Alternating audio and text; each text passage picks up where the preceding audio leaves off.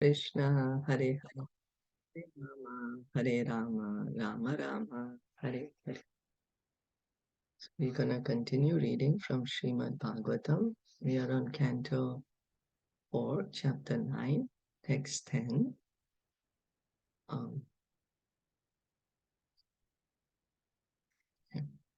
Ya nirvritistano vratam tava pada padma Ya nirvitistanu taupa padma Dhyanad bhavajana kathashravane navasyat dhyana dvajana katha shravena vasyat Sa brahmani swamahimani apinathamabhut brahmani swamahi mayanapi natma bhuta Kim tva antakasi lulitat patatam vimanat.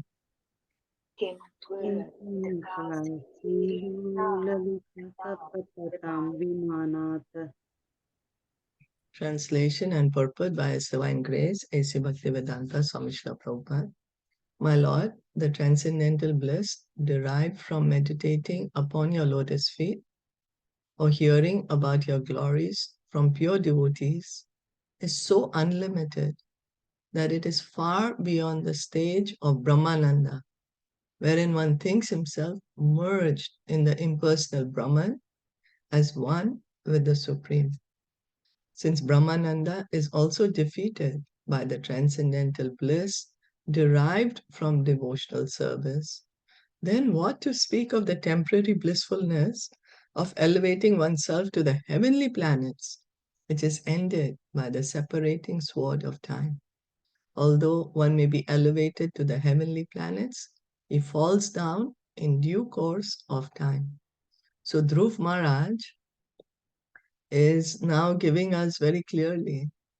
So we are all pleasure seeking, we all want happiness.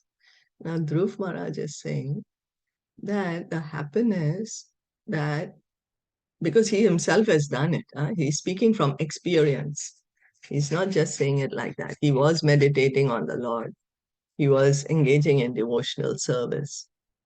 And now the Lord is in front of him. So he's saying there's so much happiness in meditating on your lotus feet, on hearing about your glories from pure devotees, that this happiness is even much greater than just sitting in the Brahmajyoti, the Brahmananda, that is the Brahmajyoti, and thinking that I am God, thinking I am Brahman. He's saying the devotion, the happiness which the soul gets when he engages in pure devotional service and hearing chanting from pure devotees is unlimited. So this is the pure devotional service where there is no more material contamination. It is greater than the happiness of being in the Brahman. And then he's saying, so now the devotion, the happiness in pure devotional service, because, yeah, is greater than the happiness in impersonal Brahman, then what to speak of the happiness which we can get if we go to Swargalok? Many people, they say, oh, going to Swargalok is so good, you can enjoy so much, there's so much happiness. But Dhruv Maharaj is saying, even in Brahman, there is not as much happiness as in devotional service. So what to speak of the happiness if we reach to Swarg, to the heavenly planets? And that happiness is temporary. In a matter of time, it's going to finish because based on our karma, how much time is there for that we are allotted, can't be unlimitedly living in the heavenly planets. It's only for a certain time. When the time is finished, we might find ourselves again on the earth planet or in another hellish planet, but somewhere in the material world. The transcendental bliss derived from devotional service, primarily from Shravanam Kirtanam, hearing and chanting, cannot be compared to the happiness derived by karmis, by elevating themselves to heavenly planets, or by jnanis or yogis who enjoy oneness with the supreme impersonal Brahman. So Prabhupada is pointing out that the process of bhakti, this is what Dhruva Mahārāja is saying, that devotional service is having the highest pleasure. So by hearing and chanting, we can derive this, we can experience the highest happiness that a soul can experience. So the aim of the jnanis is to merge in the Brahman. The yogis is also the same goal. The goal of karmis, is to go to the heavenly planets. But all these happiness are insignificant compared to pure devotional service. Happiness derived from pure devotional service. Yogis generally meditate upon the transcendental form of Vishnu, but devotees not only meditate upon him, but actually engage in the direct service of the Lord. So the yogi, he's engaging only the mind in the service of the Lord. He's meditating on the Lord. He's thinking of the Lord within himself as the Paramatma. But there is no interaction. There is no relationship. Yes, he's thinking of the form of the Lord. But when we have sweet relationships, we have endearing relationships, that's what fulfills the heart. Now, we may say, but the relationship means material. But the real relationships are there in the spiritual world, on the spiritual platform. That's the reason we have relationships here in the material world. How can there be something in the material world which is not in the spiritual world? And the sweetest relationship is our relationship with Krishna. That is the highest relationship. So the devotee, he is situated in that relationship. There is an exchange of love. In the previous verse, we find the phrase bhavapyaya, which refers to birth and death. The Lord can give relief from the chain of birth and death. It is a misunderstanding to think, as do the monists, that when one gets relief from the process of birth and death, he merges into the Supreme Brahman. So Krishna can give us liberation. He can take us out from this samsara, the cycle of birth and death. Now, some people think if I'm finishing the cycle of birth and death, means I cease to exist, means I'm going to become God. I'm going to merge into the light, and that light is God, and so I'm going to become God. But that is not true. We can never give up our individuality. Even if we sit in the light, we will remain an individual. It's like saying, oh, if the green parrot enters a green tree, now just because we cannot see the parrot anymore, we say the parrot has become the tree. That's not logical. The parrot is still a parrot and the tree is still the tree. So even when the soul goes and merges into the Supreme Brahman, the soul still is a living entity, is individual. The soul can never give up its individuality. Here it is clearly said that the transcendental bliss derived from Shravanam Kirtanam by pure devotees cannot be compared to Brahmananda or the impersonal conception of transcendental bliss derived by merging into the Absolute. So the pure devotees, why are they always chanting and hearing? Satatam Kirtan. They're always hearing and chanting. Why? Because they're feeling so much happiness. We may say, but we are hearing and chanting, but we are not deriving so much happiness. Well, because the pure devotees are on the purified platform. They're doing it only for the pleasure of Krishna.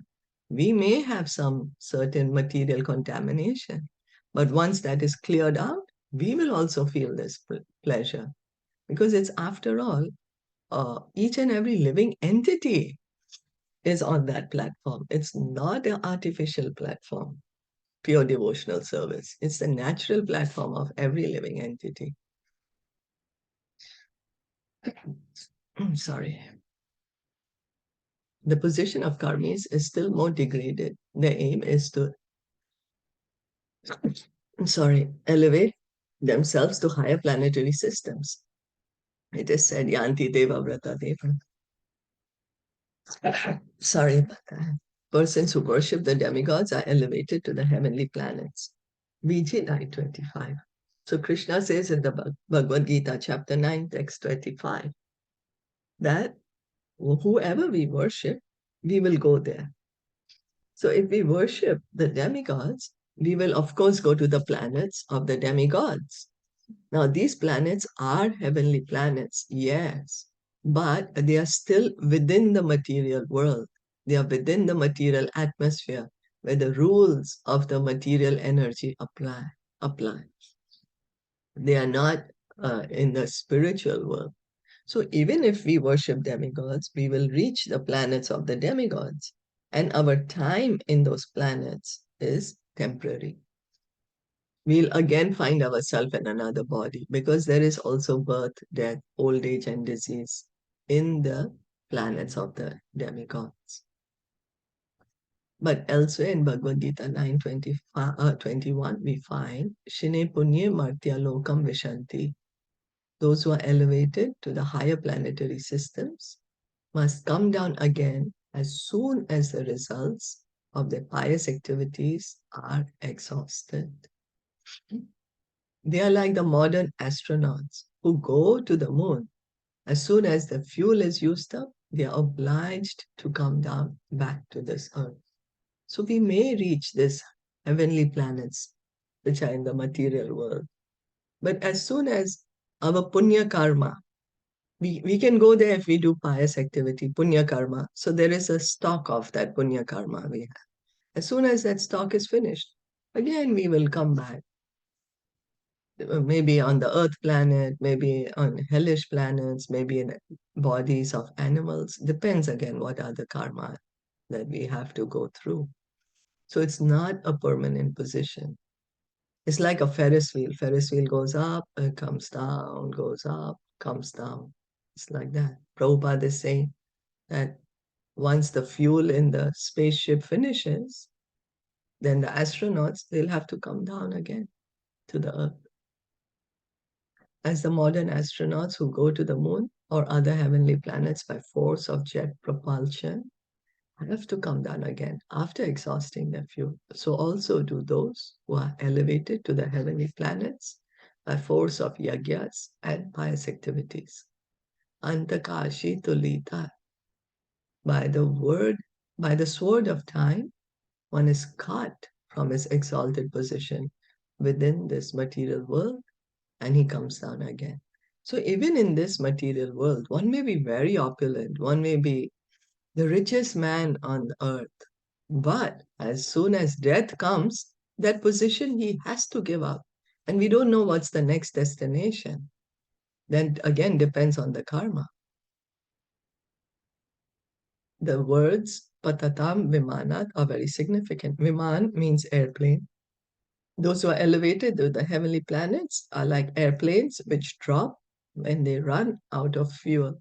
So Dhruva Mahārāja is saying that the living entities who go to heavenly planets, Swargalok, they are like airplanes. Once the fuel finishes in the airplane, they will fall down. So going to the heavenly planet is like that. This is what Dhruva Mahārāja is saying to us. Are there any comments or questions?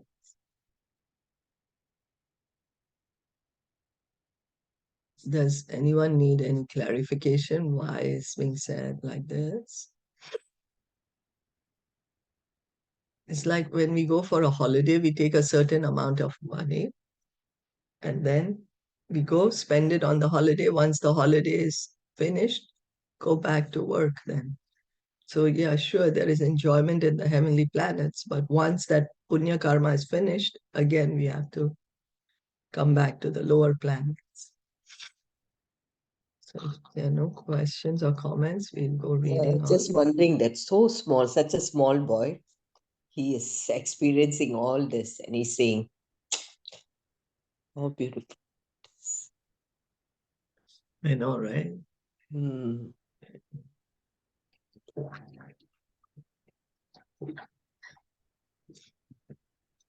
Bhaktim muhu pravahatam tvai me prasango. Bhaktim muhu pravahatam tvayi me prasango. Bhuyadananta mahata amala shayanam. Bhuyat Ananta Mahatam Amalashayanam Nam. Yenanja sholaban nam uruvyasanam bhavabdhim. Yenanjasol Vanam Uruvyasanam Vadim. Nishye bhavaguna katham ritapanamataha. Neshe Bhavadguna Katha Mrita Panamataha. Dhruva Maharaj continued, O unlimited Lord, kindly bless me so that I may associate with great devotees who engage in your transcendental loving service constantly as the waves of a river constantly flow. Such transcendental devotees are completely situated in an uncontaminated state of life. By the process of devotional service, I shall surely be able to cross the nascent ocean of material existence, which is filled with the waves of blazing, fire like dangers. It will be very easy for me, for I am becoming mad to hear about your transcendental qualities and pastimes, which are eternally existent. So Dhruv Maharaj is now asking association with pure devotees. Pure devotees. And what is a pure devotee doing? He's always constantly engaged in loving service to the Lord, constantly hearing and chanting the glories of the Lord. As the river waves of a river flow constantly, the river is always flowing, doesn't stop. So Dhruv Maharaj is giving this nice analogy that the great pure devotees, they're not, okay, I stop now, 1 hour and finish. No, they're constantly, 24 hours a day, they're engaged in Krishna's service. They are on a liberated platform, these transcendental devotees, the pure devotees. But even And he is now Dhruv, already, in a liberated he, platform. So yeah, he is. he still He wants is. to be This in. goes to show, but see, this shows proof that even when one is liberated, then he still engages in devotional service. It's a good point you bring up. It's not that he says, okay, now I'm liberated. Now I've finished. I have nothing more to do. Now I've become Brahman. But he's saying he wants to engage in devotional service. There's so much bliss in devotional service. Yeah, here he's Hare Krishna. He's saying about how he wants to constantly stay in that. That's so important. Yeah. Yeah, because many of us, we have the idea, once I'm liberated, I don't have to do anything. I'm just going to sleep then. Some of us may have No, that. no, he Or can some he of, can engage, in the devotional service with the Lord, for the Lord, but he doesn't really need the other devotees, because he's already self-realized person. He's a pure devotee, yeah. right? It's So, not that he's in the Brahman. No, he knows that, right? so That this he brings is, up, yeah, yeah. Thank you for pointing out. So this shows that what does a pure devotee want to do? just You know, engage yeah. 24/7. In, Yeah, yeah. yeah. That's what there's so much happiness they are experiencing. They want to continue to do that. Hear and chant in the association of devotees. Pure No. devotees. This is like liberated platform, huh? You're Mm. talking about. So now no more. He doesn't need the lap of his father. Doesn't want that. No. Yeah, right. He wanted a big kingdom. Kingdom, So yeah. many things he Many wanted. He things. wanted, like, he was so upset at his Yeah. stepmother. Everything is Mm. gone. Now you say, I just want to hear and chant. That's it. I just want to be with the Lord. That's it. Yeah. Yeah. Because you see, when the pure devotees are hearing and chanting about the Lord, you rightly pointed out, they are with the Lord. we are not able to understand it. But Krishna is absolute. So his pastimes and him are the same. It's him. His name and him are the same. It is him. So hearing and the pure devotees, they are with Krishna all the time. Yeah.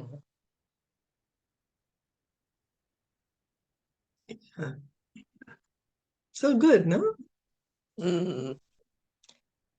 And he has, he has this desire now. So, okay, we'll try to see if we can read the proper. Yeah. The significant point in Dhruva Mahārāja's statement is that he wanted the association of pure devotees. Transcendental devotional service cannot be complete and cannot be relishable without the association of devotees. We have therefore established the International Society for Krishna Consciousness. Anyone who's trying to be aloof from this Krishna Consciousness Society and yet engage in Krishna consciousness is living in a great hallucination, for this is not possible. So what happens is, it's always in the association of devotees hearing and chanting. Okay. That's the Yeah, reason here Lord it's very. Chaitanya. Mm. Yeah, here now In the it clearly association. says, right. Yeah. Mm. Like Harinam Sankirtan, when Lord Chaitanya sings Sankirtan, Sankirtan means together, Kirtan Together, with right. devotees, not alone bhajan, Mm. not bhajan alone, because that's like not possible for us to do. From this statement by Dhruva Maharaj, it is clear that unless one is associated with devotees, his devotional service does not mature. It does not become distinct from material activities. Now here, Prabhupada's, this is very important. So we may be engaging in activities. Now, what is the difference between how will our activities change from material to spiritual? It's not that when we are doing spiritual activities, there's no activity. That's what the point I'm getting at. It is there. In spiritual life also there are activities. And with the association of pure devotees, we can change our activities from material to spiritual. Outside, it may look the same, but the consciousness changes. From outside, one may not know the difference if this person is engaged in material or spiritual, but the consciousness of that person is important. The Lord says, Satam prasangan mama virya samvido bhavanti hritkarana rasayanaha. Bhagavatam 3:25-25. Only in the association of pure devotees can the words of Lord Krishna be fully potent and relishable to the heart and ear. Because the pure devotees, they have realized Krishna. They are experiencing Krishna, and by their mercy, they are giving that to us. Like we were reading in Nectar of Devotion yesterday. Sorry, Sneha, I'm going to forward it to you. Yeah, I Forgot to want do to that. receive it. In fact, I can I'm sorry, join because another half an hour, I can extend because the time has changed in India, na? On Damodar. oh, really? Yeah. Cool. So So, because now we are doing one day is Caitaniya Caritamita, second Nectar of Devotion, third is Bhagavad okay. Gita.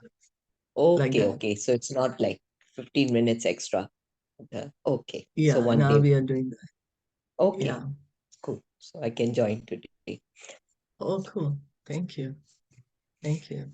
So yesterday we were hearing that how in Nectar of Devotion, Prabhupada was writing that it's only by the association of pure devotee that if we can get this attraction for Krishna, and the more we associate with the devotee, then we can also come to this purified platform. Like how if someone wants to be a doctor, he goes, he enrolls in a medical school, studies under a doctor, practices under a doctor, and he becomes a qualified doctor. Similarly, we want pure devotional service, we associate with pure devotees. So Dhruva Maharaj explicitly wanted the association of devotees. That association in devotional activities is just like the waves of an incessantly flowing river. In a Krishna consciousness society, We have full engagement 24 hours a day. Every moment of our time is always busily engaged in the service of the Lord. This is called incessant flow of devotional service. So Prabhupada is also saying that he established ISKCON so that devotees can come together and engage in devotional service. So we'll stop here and continue with this purport tomorrow. Yes. Did anyone want to add anything or comment on it? I'm just wondering then why did Krishna give him the planet Polestar? Because there'll be devotees in planet. He Well, wanted that. because Krishna said that you came to me with this desire, and Krishna fulfills all our desires. Krishna I say, know it's okay, a now you don't want transcendental it. planet, but it's in the Yeah. material world, but it's a transcendental planet. But then how will he get the association with the devotees, the pure How will devotees? he get? Yeah, because he goes on to become a great king, for 36,000 years or something, he goes on ruling. We are going to be hearing that. Yeah, so let's see how the pastime unfolds. Now, this is this request to the Lord. Now, let's see. Because I can't remember now clearly what happens. Right. But as we read along, yes. As we read along, we'll hear what the Lord replies. And thank you so much for listening and joining in. Srimad Bhagavatam ki jai, Srila Prabhupada ki jai, Gaur Bhakta Vrinda ki jai.